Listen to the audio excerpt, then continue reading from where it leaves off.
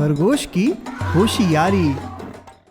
एक जंगल में एक भयानक शेर रहता था।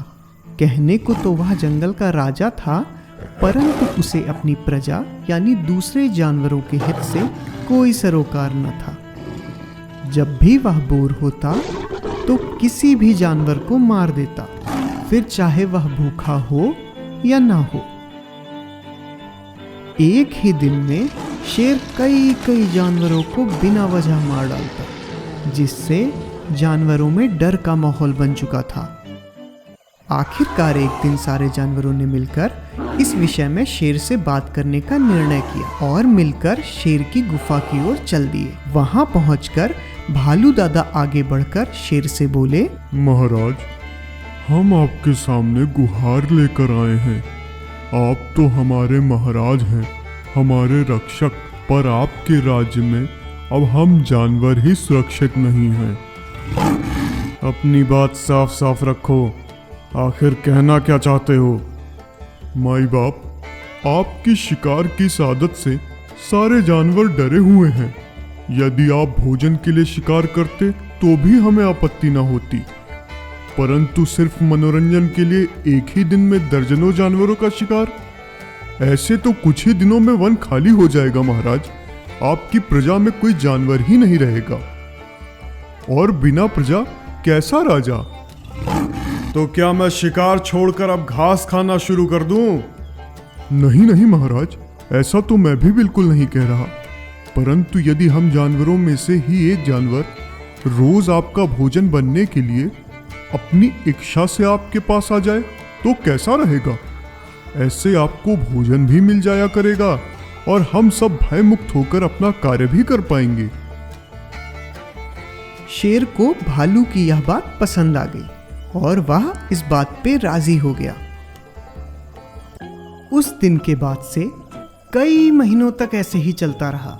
हर रोज एक जानवर को चुनकर शेर के पास भेजा जाता, ताकि वह अपनी गुफा से बाहर आकर मासूम जानवरों का शिकार न करे। कुछ दिनों के बाद पीकू खरगोश को शेर के भोजन के रूप में चुना गया और उसे शेर की गुफा की ओर भेज दिया गया। शेर की गुफा की तरफ जाते समय पीकू ने सोचा, पहले तो यह दुष्ट शेर हम जानवरों का बेवजह शिकार करता था, और अब हमें अपनी खुशी से अपनी बलि इसके आगे चढ़ानी पड़ती है। काश कोई ऐसा तरीका मिल जाए जिससे इस शेर से हमेशा के लिए पीछा छूट सके। पीकू अभी यह सोच ही रहा था कि अचानक उसकी नजर जंगल के उजाड़ पड़े एक कुएं पर पड़ी। वह दौड़ के उस कुएं के पास गया और उसे देखकर बोला, वाह, क्या कमाल का आइडिया हाथ लगा है। पर अगर इसे सफल बनाना है तो शेर को थोड़ी देर भूख से तड़पाना होगा। ऐसा कहकर पीकू वहीं पैर पसार के सो गया। सुबह से शाम हो चुकी थी और शेर का भूख से बुरा हाल था। वह बार बार गुफा के अंदर और बाहर चक्कर काट रहा था कि तभी उसने एक छोटे से खरगोश को अपनी तरफ आते हुए देखा। वह गुस्से से बौखला उठा और गरज के दहाड़ा, किसने भेजा है तुम्हें? एक तो इतने छोटे पिद्दी से हो और ऊपर से इतनी देर से आ रहे हो।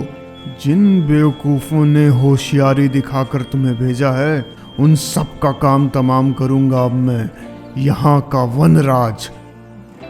निसंदेह आप ही हमारे वनराज हैं प्रभु, परंतु यदि आप कृपा करके मेरी बात सुन लें तो मुझे या बाकी जानवरों को बिल्कुल भी दोष न देंगे।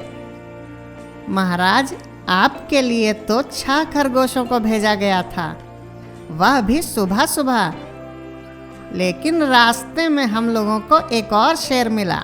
वह बोला आज से वह इस वन का वनराज है और हम में से 5 को खा गया। क्या कह रहे हो? एक और शेर? और वह भी अपने आप को वनराज कहता है?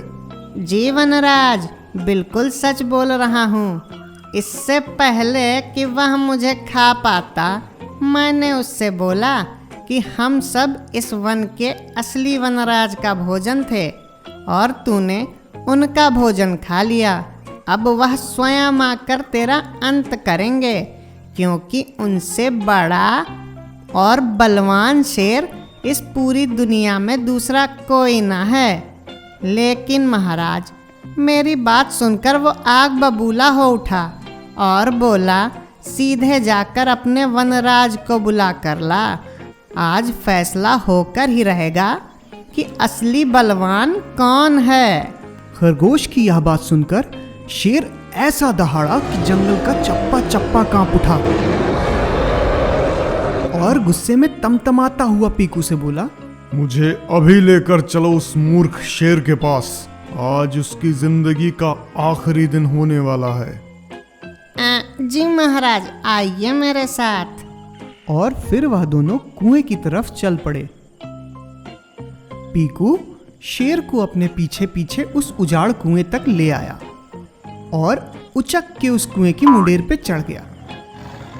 फिर जोर से चिल्लाया, अरे ओ मूर्ख शेर, देखा गए इस दुनिया के सबसे ताकतवर और महान वनराज। अब बाहर आकर इनका सामना कर। फिर वह शेर की तरफ पलटकर बोला, महाराज, मुझे लगता है आपको आता देख वह शेर भीगी बिल्ली बन गया है और दुम दबाकर जमीन में बनी अपनी गुफा में जा छिपा। हाँ, कोई बात नहीं, मैं निपट लूंगा उससे। सावधान रहिएगा महाराज, किले में छुपा दुश्मन खतरनाक होता है। तुम मेरी फिक्र ना करो। आज अगर किसी की मौत आई है तो वह उस घमंडी मूर्ख शेर की। ऐसा कहकर शेर कुएं में झांकने लगा और पानी में बनी अपनी ही परछाई को देखकर जोर से दहाड़ा। उसकी दहाड़ कुएं की दीवारों से लड़कर वापस उसी को सुनाई दी, जिसे सुनकर शेर को लगा कि उसका दुश्मन भी उस पर गुस्से में दहाड़ रहा है। उसके बाद तो शेर का गुस्सा 7वें आसमान पर पहुंच गया और दूसरे शेर को तुरंत मार डालने की चाहत में उसने न आव देखा न ताव और कुएं में छलांग लगा दी। कुछ देर पानी में हाथ पैर मारने के बाद वह डूब के मर गया और वह नन्हा खरगोश नाचता गाता जंगल की तरफ लौट गया। जंगल पहुंचकर पीकू ने सारे जानवरों को यह बात कह सुनाई। शेर से मुक्ति मिलने की बात सुनकर जानवरों में खुशी की लहर दौड़ गई और सारे जानवर मिलकर नाचने गाने लगे। पीकू की बुद्धिमानी के कारण अब वह सब आजाद जो थे। हम ऐसी ही ज्ञानवर्धक और मनोरंजक कहानियाँ लेके आते रहेंगे, तो हमारे चैनल को सब्सक्राइब करिए और इस वीडियो को अपने फ्रेंड्स के साथ शेयर करना बिल्कुल मत भूलिएगा।